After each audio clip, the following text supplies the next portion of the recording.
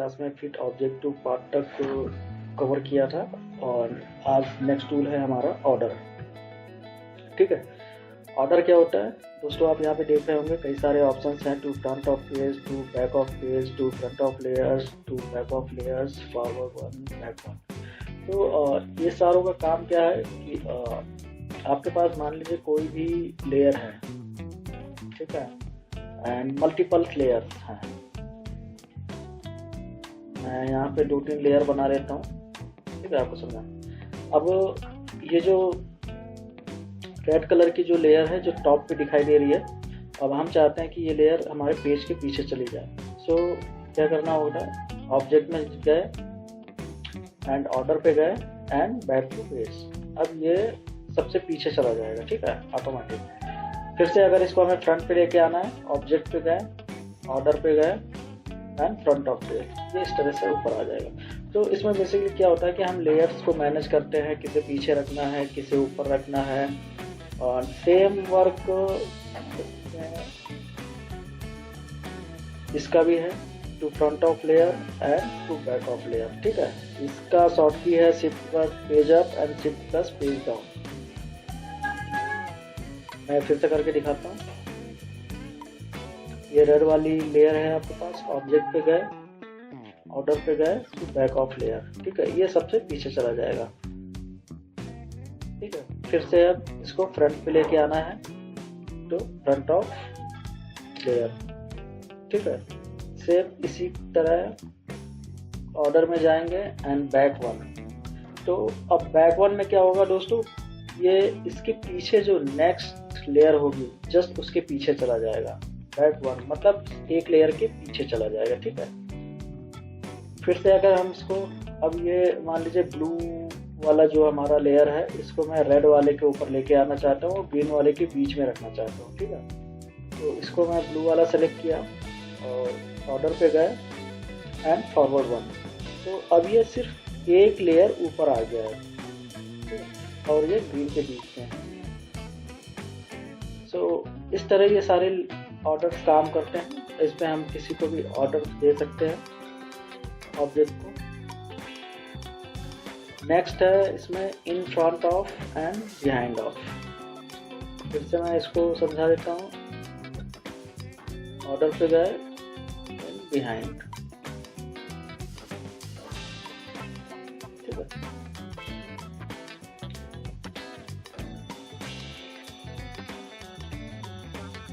मैं control Z कर देता हूँ।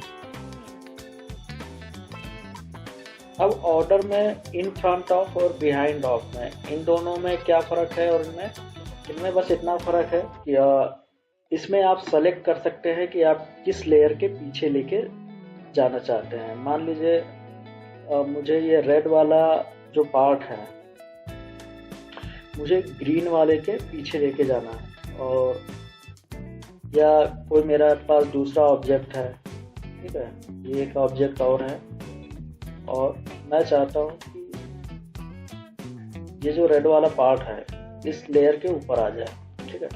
ऑब्जेक्ट पे गए, ग्रुप ऑर्डर पे गए एंड इन फ्रंट ऑफ। तो आप ये देखेंगे, ये जैसे हम पावर क्लिक में हमारा एरो का कर्सर आ जाता है, इससे हम किसी भी ऑब्जेक्ट को सेलेक्ट कर सकते हैं। हम चाहे तो ब्लू वाले के नीचे कर सकते हैं, येलो के नीचे कर सकते हैं, और ग्रीन के नीचे कर सकते हैं। अब मैं जिस पे भी क्लिक करूँगा ये लेयर उसके ऊपर आ जाएगी, ठीक है। अब मैं यहाँ पे अगर येलो पे क्लिक करता हूँ, order in front of yellow, तो ये जस्ट, और इसका बस इतना फर्क है कि इसमें हमारे पास एक सिलेक्शन टूल आ जाता है पावर क्लिक की तरह, और हम जिस भी ऑब्जेक्ट के ऊपर या पीछे लेके जाना हो उस पर हमें क्लिक करना होता है, ठीक है। ये इन फ्रंट ऑफ मतलब ये ऊपर आ जाएगा, एंड बिहाइंड वाला पीछे चला जाएगा, ठीक है। उसके लास्ट में है रिवर्स ऑर्डर। अब मान लीजिए हमने इसको ऑब्जेक्ट पे जाके, ऑर्डर पे जाके फ्रंट ऑफ पेज कर दिया, ठीक है। अब ये हमारा ऊपर है, लेकिन हम इसको फिर से हम चाहते हैं कि ये पीछे ही रहे, हमें मतलब इसको फ्रंट पे नहीं लेके आना, मैं गलती से ले आया। तो इसका ऑप्शन एक ही है कि आप तो या तो बैक कर दीजिए या कंट्रोल जेड कर दीजिए, और एंड ऑब्जेक्ट टूल में ऑर्डर में एक ऑप्शन और आता है रिवर्स ऑर्डर। तो आप रिवर्स पे जाएंगे,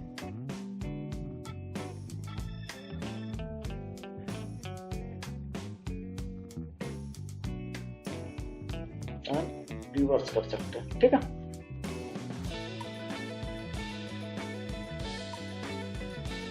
एक बार फिर से बता देता हूँ। और जो भी हमारा ऑब्जेक्ट है हमने उसे जो भी चेंजेस किए हैं, ऊपर लेके आए हैं या नीचे लेके आए हैं, अगर हमको फिर से उसको रिवर्स जैसे वो पहले था वैसे ही करना है तो हमें क्या करना है, बस जिसको रिवर्स ऑर्डर में लेके जाना है उन 2 पार्ट को सेलेक्ट करना है या 3 पार्ट को, जितने भी ऑब्जेक्ट हैं। मैं अगर अभी ये 2 पार्ट ग्रीन और ये ब्लू वाला सेलेक्ट करता हूँ, देखिए ये दोनों मैंने सेलेक्ट कर लिया है। अब मैं ऑब्जेक्ट पे जाऊँगा, ऑर्डर पे जाऊँगा एंड रिवर्स कर दूँगा। तो ये फिर से जो पहले था ग्रीन लेयर ऊपर थी और ब्लू लेयर नीचे थी, ऑटोमेटिक रिवर्स चला जाएगा, मतलब पीछे चला जाएगा। ठीक है, सो आई होप कि ऑब्जेक्ट में ऑर्डर मेनू सबको क्लियर है, सारे आपको समझ में आ गए होंगे। सभी की शॉर्ट की है और फ्रंट ऑफ पेज जो पहला है control plus home, control plus in, ये इनकी शॉर्ट की है। आप शॉर्ट की से भी यूज कर सकते हैं और ऑब्जेक्ट मेनू में जाके ऑर्डर पे जाके भी आप सेलेक्ट कर सकते हैं। सो ऑर्डर में क्या है, आपको क्लियर हो गया होगा कि किसी भी ऑब्जेक्ट को या किसी भी लेयर को नीचे ऊपर करने के लिए या लेयर को आगे पीछे ले जाने के लिए, किसी लेयर के ऊपर लेके जाना है या पीछे लेके जाना है, वो आप ऑर्डर पे जाके मैनेज कर सकते हैं। ठीक है, उसके बाद नेक्स्ट टूल है हमारा ग्रुप। ग्रुप में क्या होता है दोस्तों, अब जैसे अभी हमारे पास ये देखेंगे आप कि ये अलग अलग पार्ट हैं। अगर मैं किसी एक ऑब्जेक्ट को सेलेक्ट करता हूँ तो सिर्फ एक ही सेलेक्ट करता है। अब मैं चाहता हूँ कि ये सारे ऑब्जेक्ट जो हैं, ये 4 ऑब्जेक्ट है मेरे पास और ये सारों को मैं एक साथ सेलेक्ट कर सकता हूँ। तो इसका एक ऑप्शन है कि आप सबको सेलेक्ट करके कंट्रोल जी कर दीजिए, जो शॉर्ट की है इसका, एंड ऑब्जेक्ट में जाके ग्रुप पे जाके अगर ग्रुप पे क्लिक कर देंगे, अब ये ग्रुप हो गया। अब मैं इनको कहीं पे भी मूव करूंगा तो ये एक साथ मूव होंगे। सेम अनग्रुप करना है इसको फिर से, तो ग्रुप पे जाएंगे एंड अनग्रुप कर देंगे, ये अनग्रुप हो गया। सेम इसी में ग्रुप में जाके अनग्रुप ऑल, मतलब जितनी भी लेयर्स हैं सारी अनग्रुप हो जाएंगे। इसमें मान लीजिए जैसे हमने 2 लेयर ग्रुप कर रखी है, एक इसको ग्रुप किया हुआ है और एक इस पार्ट को मैंने ग्रुप कर दिया। ठीक है, अब ये 2 लेयर जो हैं एक साथ ग्रुप हो रखी है। ठीक है,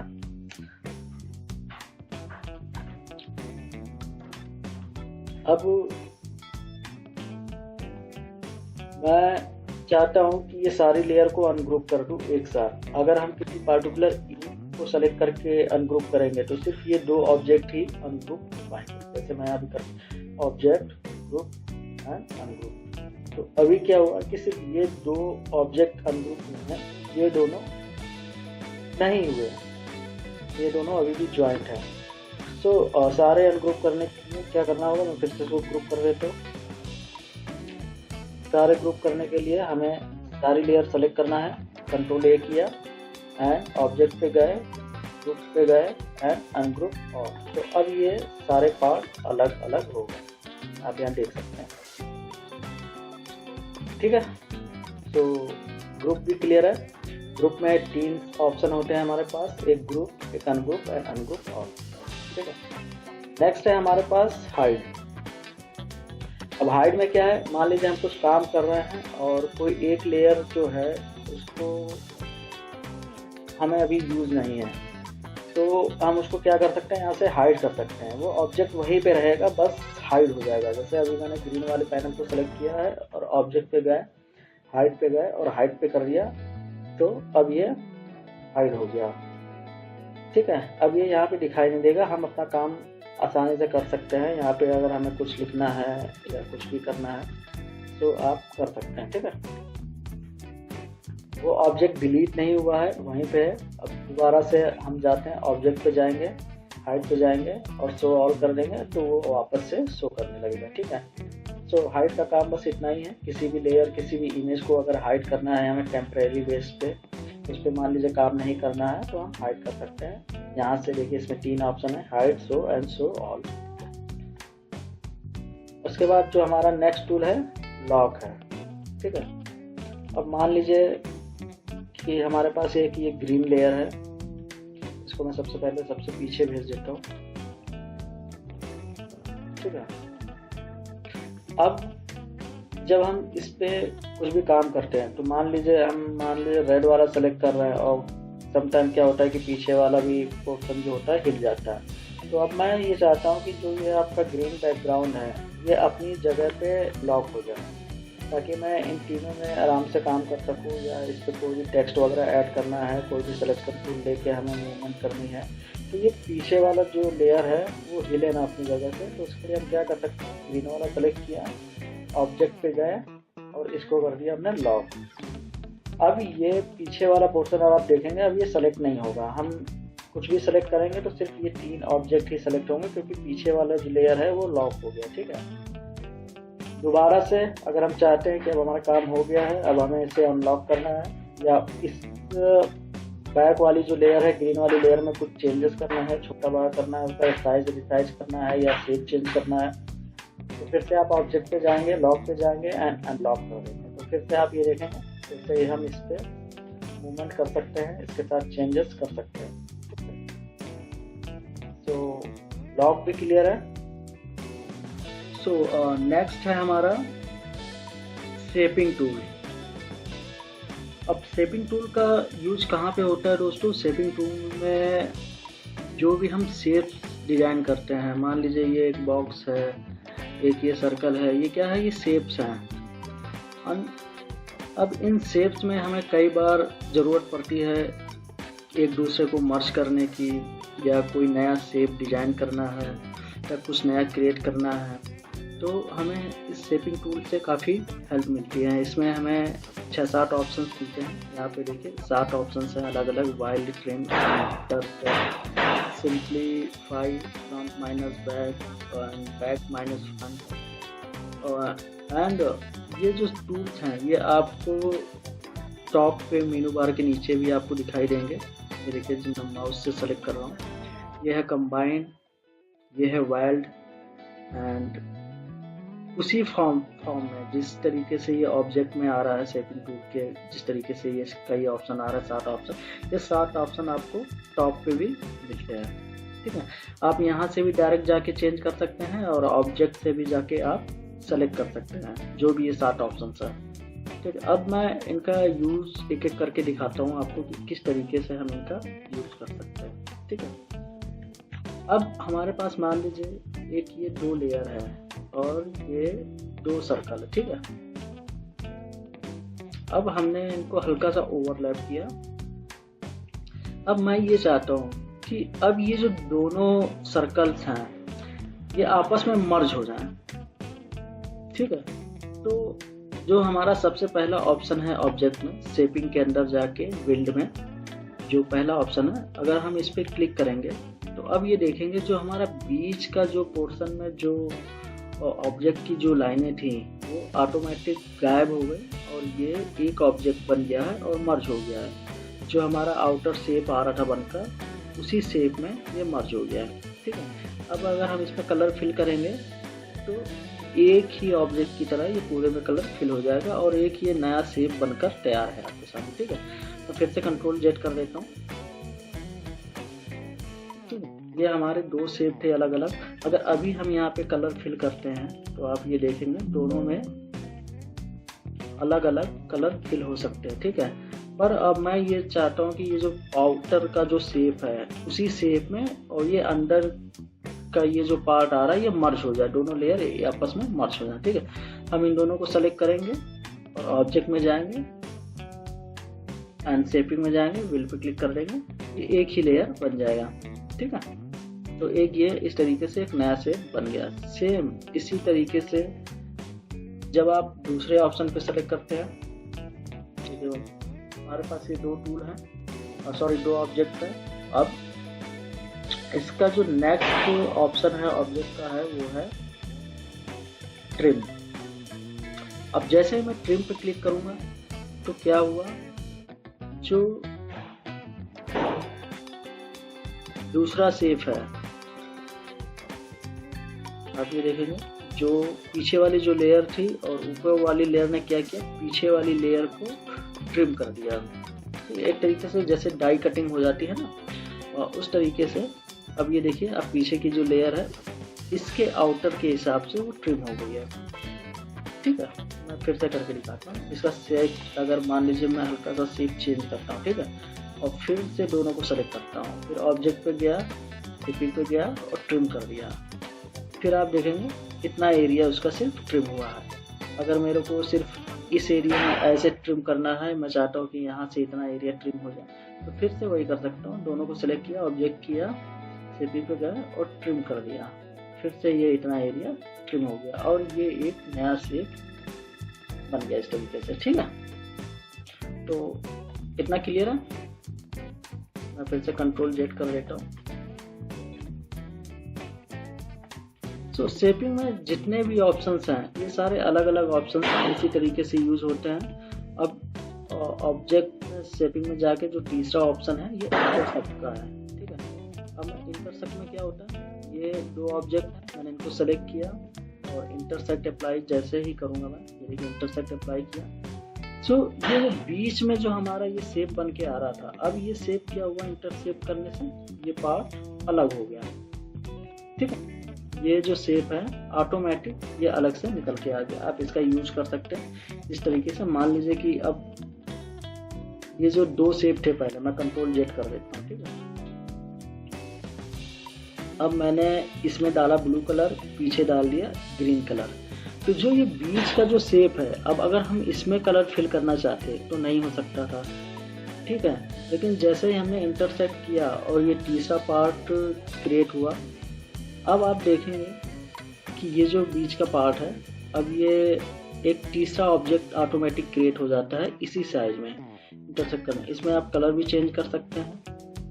वापस इसको फिर से वहीं पे रखते हैं एंड इस ऑब्जेक्ट को मैं पीछे की ओर ऑर्डर कर देता हूँ, बैक टू प्लेस। ठीक है, अब अगर इसमें कोई अलग कलर डाल सकते हैं तो इस तरीके से आप फिल कर सकते हैं। ठीक है, तो इंटरसेक्ट क्लियर है। ये दो ऑब्जेक्ट के बीच में जो ओवरलैपिंग हो रही थी वो इंप्रेशन आपका क्रिएट हो जाता है ऑटोमेटिक तीसरे ऑब्जेक्ट। ठीक है, इंटरसेक्ट क्लियर है। मैं फिर से कंट्रोल जेड कर देता हूँ एंड नेक्स्ट जो हमारा इसमें है शेपिंग में सिंप्लीफाई। अब सिंप्लीफाई भी ऑलमोस्ट ऐसे ही काम करता है। मैं फिर से आपको सेलेक्ट करके दिखा देता हूँ। ये हमारे पास दो ऑब्जेक्ट है। ठीक है, ऑब्जेक्ट पे गए, शेपिंग पे गए एंड सिंप्लीफाई पे क्लिक कर दिया। ठीक है, तो इसमें क्या होगा दोस्तों, जो पीछे की जो लेयर है वो ऑटोमेटिक ट्रिम हो जाएगी ऊपर वाली लेयर के अकॉर्डिंग। ठीक है, ये देखिए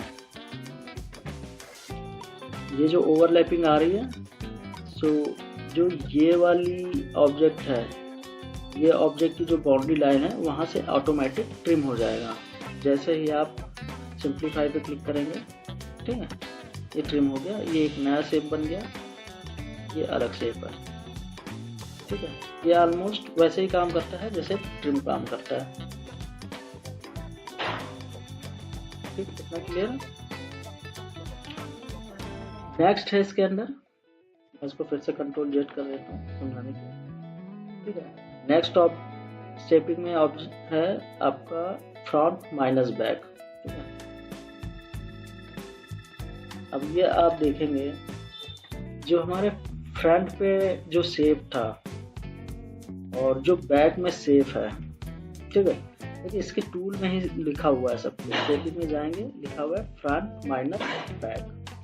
जो ये फ्रंट का एरिया है और जितना ये ओवरलैपिंग कर रहा है पीछे वाले एरिया में, ये इतना एरिया ऑटोमेटिक बैक से माइनस करके उसे एक नया शेप दे देगा। ठीक है, अब जैसे कि मैं दोनों में एक कलर डाल देता हूँ, इस पे रेड डाल दिया और इस पे ग्रीन कलर डाल दिया। ठीक है, इस लेयर को मैं फ्रंट पे डाल लेता हूँ। ऑब्जेक्ट गए एंड ऑर्डर पे गए एंड फ्रंट ऑफ पेज। ठीक है, अब मैं इन दोनों को सेलेक्ट किया और ऑब्जेक्ट पे गए, शेपिंग पे गए एंड फ्रंट माइनस बैक। तो जो हमारी जो लेयर थी आप देखेंगे वो बैक से माइनस हो गई। ठीक है। अब ये हमारी फ्रंट लेयर थी, वो हमारी बैक लेयर थी। तो जो हमारा बैक का जो एरिया था, आप ये देखेंगे फ्रंट माइनस बैक, तो फ्रंट से जो माइनस हुआ है वो बैक का जो शेप है वो उतना शेप माइनस कर दिया है उसने। अब मैं इन दोनों को सेलेक्ट करके और इनका कलर फिर कर देता हूँ, फिर से दिखाता हूँ। ऑब्जेक्ट करके ऑब्जेक्ट पे गए, शेपिंग पे गए and front minus back, automatic वो उतना एरिया यहाँ से रिमूव कर देगा और ये जो लेयर है एक नया ऑब्जेक्ट और नया शेप बनकर आ जाएगा आपके सामने, ठीक है, इस तरीके से, ठीक है। इसमें क्या है, बेसिकली एक लेयर जो पीछे है या आगे है, आप उसके शेप के अकॉर्डिंग ऊपर वाली लेयर को या पीछे वाली लेयर को ट्रिम कर सकते हैं। इसके दो ऑप्शन होते हैं, एक फ्रंट का होगा और एक बैक माइनस फ्रंट, ठीक है। तो दोनों ही ऑलमोस्ट सेम तरीके से काम करते हैं। एक में लेयर ऊपर की माइनस होती है, एक में लेयर नीचे की माइनस होती है, ठीक। अब जो हमारे पास नेक्स्ट टूल है,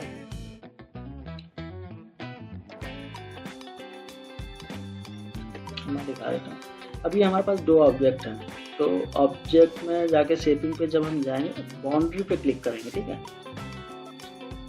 तो अब क्या हुआ, अब आप यहाँ से देखेंगे सिर्फ जो बाउंड्री का जो शेप था, मैं कंट्रोल जेड करता हूँ। अब ये देखिए जो बाउंड्री क्या होती है, जो हमारी ऊपर की ओर जो ये आउटलाइंस आ रही है इसे कहते हैं बाउंड्री, ठीक है।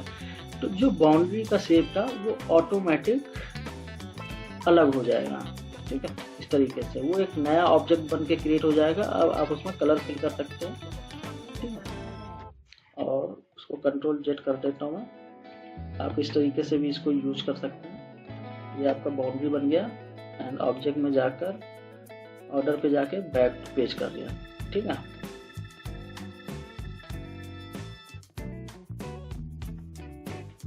सो बाउंड्री क्लियर है आपको, कैसे होगी बाउंड्री क्लियर। ये हमारे दो ऑब्जेक्ट हैं और हम चाहते हैं कि ये जो बाउंड्री है इसकी वो आउटलाइन में कन्वर्ट हो जाए अलग से, ठीक है। सिंपली ऑब्जेक्ट पे जाना है, शेपिंग पे जाना है एंड बाउंड्री पे क्लिक कर देंगे। इस तरीके से ये बाउंड्री अलग हो गई, ठीक है। किसी भी प्रकार का टेक्स्ट हो, जरूरी नहीं है कि सिर्फ सर्कल में ही होगा ये। आपने कोई दूसरा इस तरीके से एक पॉलीगॉन ले लिया, ठीक है, और एक सर्कल ले लिया आपने इस तरीके से, आप इस पे भी क्लिक करेंगे। ये हमारे पास दो अलग अलग ऑब्जेक्ट हैं, ठीक है। अब मुझे इनका आउटलाइन का सिर्फ ऑब्जेक्ट चाहिए, तो ऑब्जेक्ट पे गए, शेपिंग पे जाए एंड बाउंड्री पे क्लिक कर दिया। अब ऑटोमेटिक देखेंगे इसकी बाउंड्री आउटलाइन में कन्वर्ट हो चुकी है। ये देखिए इस तरीके का ये एक नया शेप क्रिएट हो गया, ठीक है। तो आई थिंक आपको शेपिंग में ये सारे जो ऑप्शंस थे क्लियर है आपको। सो दोस्तों आज के लिए इतना ही, क्योंकि वीडियो काफ़ी लंबी हो रही है और फिर बाकी के जो आपके टूल्स हैं वो फिर मैं नेक्स्ट वीडियोस में लेके आऊँगा, ठीक है। आज शेपिंग तक हो गया है हमारा एंड नेक्स्ट में हम फिर कंबाइन के आगे से ये सारा कुछ देखते हैं कितना कवर कर पाएंगे, ठीक है। सो मिलते हैं दोस्तों नेक्स्ट वीडियो में, और तब तक के लिए धन्यवाद, thank you so much. And अगर अभी तक आपने मेरा चैनल सब्सक्राइब नहीं किया है तो प्लीज़ सब्सक्राइब करें एंड वीडियोस को लाइक करें, शेयर करें, ठीक है। सो मिलते हैं दोस्तों नेक्स्ट वीडियो में, थैंक यू सो मच।